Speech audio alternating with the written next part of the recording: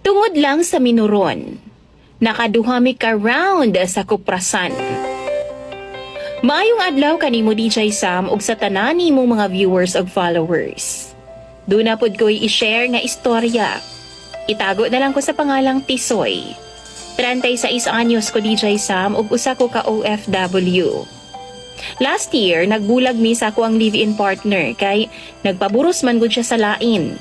Samtang tuwa ko sa abroad DJ Sam. Unya, September DJ Sam, nagbakasyon ko ug didto na ay disgrasya nga nahitabo. Paborito man gud nako ang minuron na DJ Sam. Kung muuli ko, usag yun sa ako ang gipangita ug ako ang gi-crave ang minuron. Sa among lugar DJ Sam, dunay nagalako og kakanin. Tawagon na lang nato siya sa pangalang Bea. Kada Sabado ug Domingo DJ Sam, nagabaligya agid na siya og kakanin. Pero gaeskwela pa na siya og college. Graduating pa siya DJ Sam. Kaila ko sa iya ha kay close friend man ang among mga ginikanan. Apan di mi close ni Bea DJ Sam. Kay bata pa man siya kaniadto. Dihang nilarga ko sa abroad. Usa ka hapon ni ana, nakatambay ko sa akong mga amigo sa waiting shed. Niagi na po si Bea. Niapit siya sa mua DJ Sam kay baligyaan pod mi niya og mga kakanin. Naa didtoy minuron. Apan ingon siya, di daw pwede kay bayad na daw to ug i-deliver lang daw niya. Pero gipangutana ko niya, kung gusto bagi daw nako. Kay maghimo na lang daw siya bago ug ihatod daw niya sa ako Nisugot pod ko DJ Sam. Nag-order ko og 10 pieces nga minuron. Apan wa siya misugot nga bayda nako daan. Unya na daw kung ma-deliver na daw niya. Napansin ako DJ Sam nga dalaga na gidi ay siya. Naanay curve ang iyang lawas ug tangkad pod. Ingon pa gani akong amigo nga kung wa daw siya'y asawa manguyab gid daw siya kang Bea. Niabot pod ang akong uban nga mga barkada DJ Sam ug nangagda sila og tagay. Nag-inom mi didto pod sa kilid ra pod sa waiting shed. Bandang alas 7 sa gabi niabot pod si Bea DJ Sam uban ang iyang kuya. Dala niya ang akong gi-order nga minuron. Medyo maulan to nga time DJ Sam. Gihatag na ako ang kwarta nga 1K. Apan wa daw siya'y panukli. Ingon pa siya, muli sa daw siya og magkuha daw siya sukli. Apan iyang kuya nilingkod naman og nitagay na kay gioferan man namo siya DJ Sam. Wa nay kauban nga mupauli pa si Bea. Mao nang ako na lang siyang gioferan pod nga ubanan na lang nako siya kay gabi na baya. Tapos wala pa'y suga ang kalsada sa amua. Okay raon ta kung dili siya babay. Unya ilang balay tuwa banda sa kurbada maong nisugot na lang siya DJ Sam. Samtang naglakaw ni, gikuha na ako ang iyang payong ug ako ang nagdala DJ Sam. Nagkadikit ang among lawas.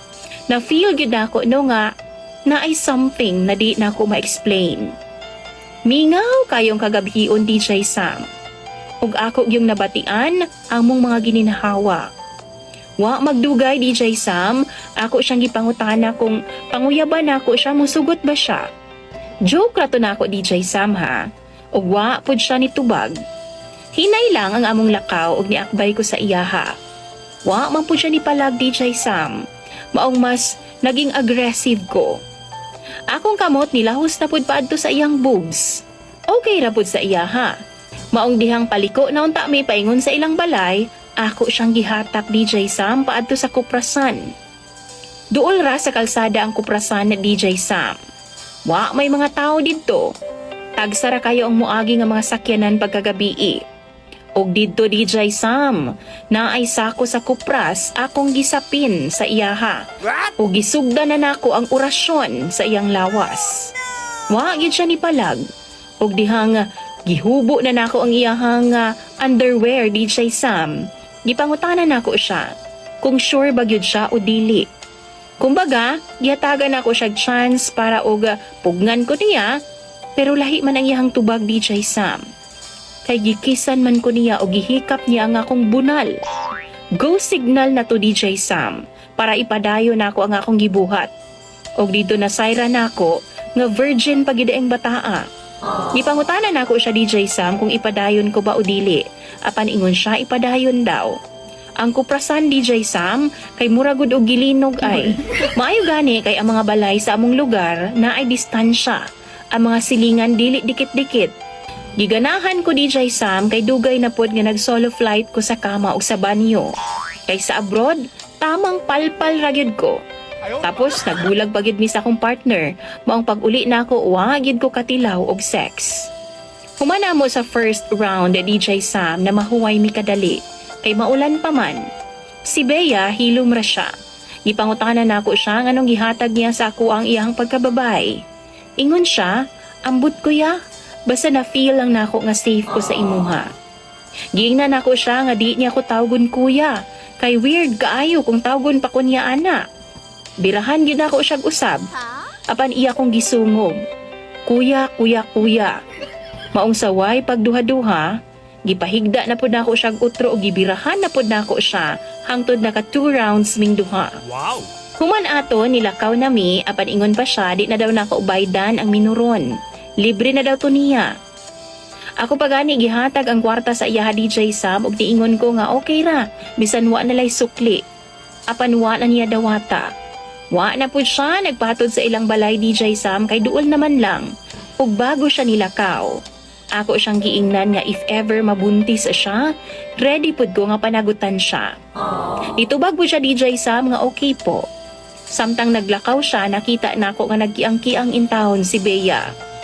Nibalik ko DJ Sam sa waiting shed ug natingala sila kay dugay daw kaayo ko.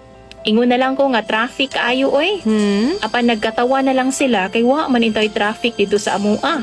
Tagsara may sakyanan mo aging. Pero sa tinuod lang, gikulbaan baya ko dihang nitutok ang kuya ni Bea sa ako Pagkaugma DJ Sam, wa na nako makita pa si Bea. Nilarga na po paadto sa syudad kay naa daw klase. Wa mi magkaistorya about sa among label. Giad na ko siya sa FB DJ Sam. Ug nag-message ko sa iyaha. Apan wa ko niya gi-accept. Maong niadto ko sa syudad ug gipangita na ako siya dito sa university nga iyang gieskwelahan. Nagkita ming duha, giistorya na ako siya DJ Sam nga need na akong maklaro ang among sitwasyon before ko mubalik sa abroad. Gipangutanan na ako siya kung okay ra nga mag-uyab na lang mi, kay naa na may nahitabo sa among duha. Gusto na akong masiguro kay mularga na ko this November, apan ingon siya DJ Sam kung gusto na ako nga mag-uyab ming duha, di na daw ko mubalik pa sa abroad. Pero kung gusto daw na ako mag-abroad, di mi pwede. Kay di daw siya ganahan og LDR. DJ Sam og sa mga followers, tama ba? Nga papilion ko niya? Wa man ko'y feelings para sa iyaha.